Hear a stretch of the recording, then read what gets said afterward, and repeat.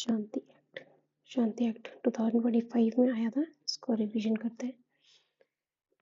Highlighter ले लेते हैं एक सेकेंड। यस, ठीक है।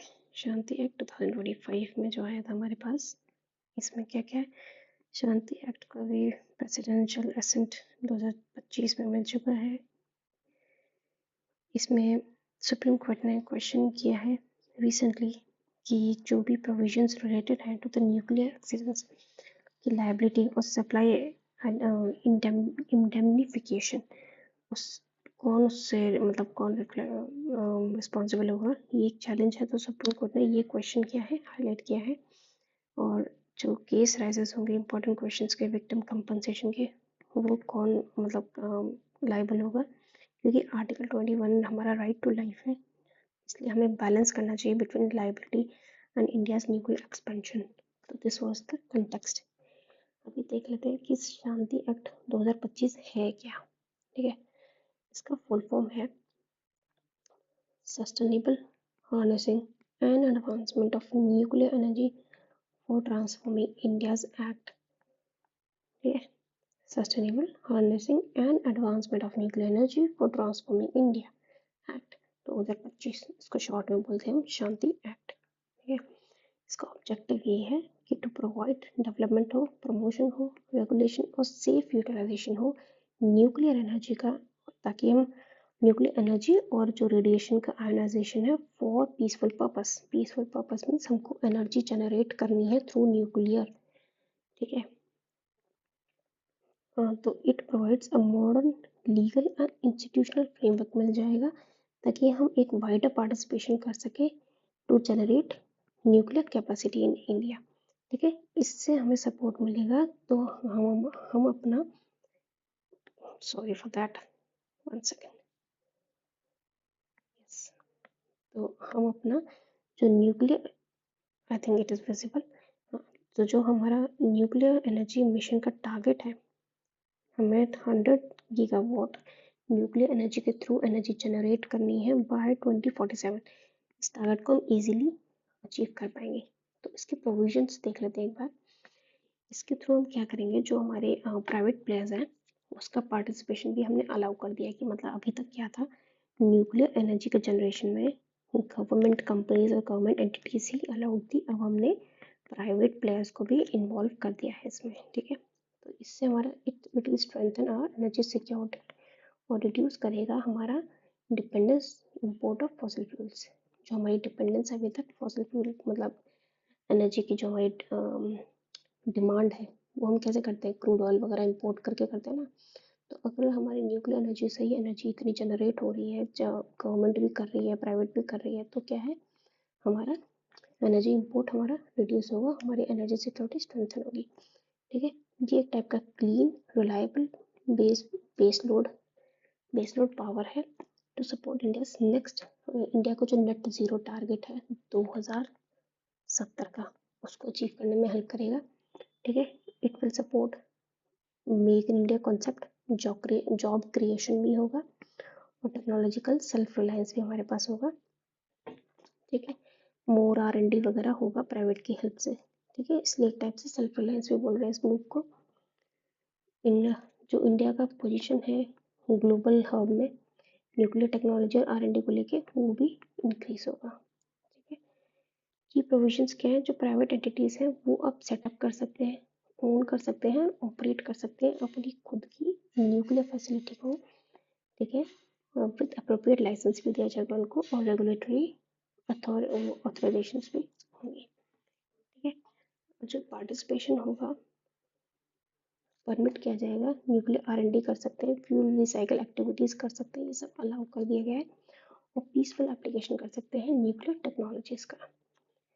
लेकिन जो एटॉमिक एनर्जी रेगुलेटरी बोर्ड है, AERB, atomic energy regulatory board, ये is given a statutory status with regulatory, ठीक है, oversight and enforcement power. AERB के पास, एटॉमिक एनर्जी रेगुलेटरी बोर्ड के पास ये स्टैट्यूटरी स्टेटस है कि वो रेगुलेट कर सकती है इनकी फंक्शनिंग को, एनफोर्समेंट पावर्स हैं उसके पास, ये सब चीज़। Strategic activities remain under the exclusive control of central government. जितनी भी रेगुलेटरी पावर्स है, ओवरसाइट की पावर्स है, एनफोर्समेंट पावर्स है, ये सब किसके पास है? एटॉमिक एनर्जी रेगुलेटरी बोर्ड के पास है। लेकिन जो स्ट्रेटेजिक एक्टिविटीज है वो सारी पावर्स किसके पास है? अभी भी सेंट्रल गवर्नमेंट के पास है। ठीक है, मतलब पूरा प्राइवेटाइजेशन नहीं किया, सिर्फ प्राइवेट कंपनीज को अलाउ किया है। ठीक है, यूरेनियम एनरिचमेंट होगा, स्पेंट फ्यूल मैनेजमेंट कैसे करना वो देखेंगे, हैवी वाटर प्रोडक्शन भी होगा। ठीक है, एक टाइप से लीगल फ्रेमवर्क मिल गया है for civil liability of nuclear damage. ठीक है, ओके। टू प्रॉन्ग स्ट्रेटजीज में क्या है? लार्ज रिएक्टर्स बनाए जाएंगे, स्मॉल मॉड्यूलर रिएक्टर्स बनाए जाएंगे। लार्ज रिएक्टर्स जो होंगे वो हमारे 700 मेगावाट PHWRS के होंगे। What is PHWRS? एक second, let me tell you. PH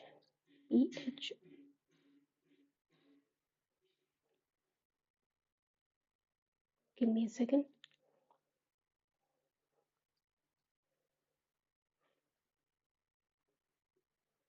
एक सेकंड में आपको क्लियर बताती हूँ उसके बारे में।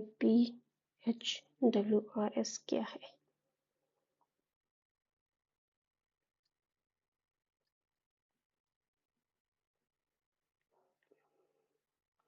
This is pressurised heavy water reactors. ये क्या होता है? एक टाइप की न्यूक्लियर रिएक्टर है जो कि यूज करते हैं नेचुरल यूरेनियम को as a fuel and heavy water D2O as both coolant and neutron moderator. अच्छा, ये क्या होता है? ये एक टाइप का न्यूक्लियर फैसिलिटी है जो कि यूज करता है fuel plus heavy water which is D2O को यूज करता है as a coolant plus as what? As moderator. ठीक है, किसका मॉडरेटर? न्यूट्रॉन्स का। जो न्यूट्रॉन बम्बार्डमेंट होती है ना, तभी तो न्यूक्लियर एनर्जी जनरेट होगी। ठीक है, imported advance reactors from global partners, ये सब लार्ज रिएक्टर्स में है। स्मॉल मॉडुलर रिएक्टर्स में क्या है? स्मॉल मॉडुलर रिएक्टर्स हमारे 220 मेगावाट एनर्जी जनरेट करेंगे। BSMR वाले और जो SMR वाले वो 55 मेगावाट की एनर्जी जनरेट करेंगे। टारगेट है इसमें, और sorry, high temperature gas cooled reactors ये भी होगा इसमें। टारगेट है developed and operationalised at least 5 years का इंडिजिनियस होना चाहिए हमारे पास। और SMRS हम 2033 तक डेवलप कर लेंगे, ये हमारा टारगेट है। ठीक है, मतलब ऐसी हम फैसिलिटी बना लें जो कि हमारी एटलीस्ट 5 हमारे पास इंडिजिनस SMRs होने चाहिए बाय 2033 तक। ठीक है, 2033 तक, 2033 तक हमारे पास 5 खुद के बने हुए इंडिजिनस SMRs होने चाहिए which is small modular reactors. ठीक है, न्यूक्लियर लायबिलिटी लीगल इशू भी है इसमें कुछ जो कि सुप्रीम कोर्ट ने हाईलाइट किए, अभी वो देख लेते हैं। वो इशू यही है कि चैलेंज करता है provisions on nuclear accidents compensation कौन देगा, सप्लाई की लायबिलिटी है कि नहीं है। की कंसर्न चाहिए कि एडुकेसी ऑफ कंपनसेशन विक्टिम्स वगैरह के लिए इम्पैक्ट करेगा हमारा आर्टिकल 21, और बैलेंस करना चाहिए इन्वेस्टमेंट एंड एंश्योरिंग जस्टिस के बीच में। Liability framework, operators liable for nuclear damage, जो भी ऑपरेटर है चाहे वो गवर्नमेंट है चाहे प्राइवेट है, it should be liable to nuclear accidents जो भी होते हैं। ओके, इसके ऊपर एक हमारा सुप्रीम कोर्ट का केस भी है which is MC Mehta versus union of India, Olam gas leak का केस है। ठीक है, ये सबको हाईलाइट करके बोला है सुप्रीम कोर्ट ने। एक्सपेक्टेड इम्पैक्ट यही है कि एसिलेट हो जाएगी हमारी न्यूक्लियर कैपेसिटी, जो कि हमारा टारगेट है 100 गीगावाट हमने न्यूक्लियर एनर्जी के थ्रू जनरेट करनी है बाय 2047। ठीक है, 2047 क्यों हर जगह आ रहा है? क्योंकि हमारा विकसित भारत का वो है, टारगेट है। ठीक है, विकसित भारत का टारगेट हमारे 100 साल में कंप्लीट हो जाएंगे उसके इंडिपेंडेंस के। Okay, provide clean reliable affordable base load power, attract large investment वगैरह, बूस्ट करेगा R&D को, ensure safety security and strong regulation. ठीक है, अभी तक हमने जो पढ़ा है उसमें कुछ की टेक्स अवे यही है कि ट्रांसफ़र करेगा हमारी न्यूक्लियर जर्नी को रैपिड एक्सपेंशन होगा, सेफ्टी अकाउंटेबिलिटी सब होगा। ठीक है, वे फॉर ये है कि हमें स्ट्रेंथन करना चाहिए कुछ स्टैंडर्ड्स को, कुछ सेफ्टी स्टैंडर्ड्स को, इंडिपेंडेंट रेगुलेशन रखनी चाहिए, ये सबको एडुकेट हमें एडुकेट और इफेक्टिव कंपनसेशन मैकेनिज्म बनाना चाहिए for any kind of nuclear accidents. उसके लिए प्रमोट करना चाहिए हमें ट्रांसपेरेंसी एंड पब्लिक ट्रस्ट को, एनकरेज करना चाहिए मोर R&D और ग्लोबल पार्टनरशिप को, स्केल अप करें हम अपने SMRs और advance reactors for sustainable future. Okay, अभी तक इतना ही था, इसका रिवीजन एक और बार करेंगे, अभी के लिए इतना ही। Thank you, like and subscribe, bye bye.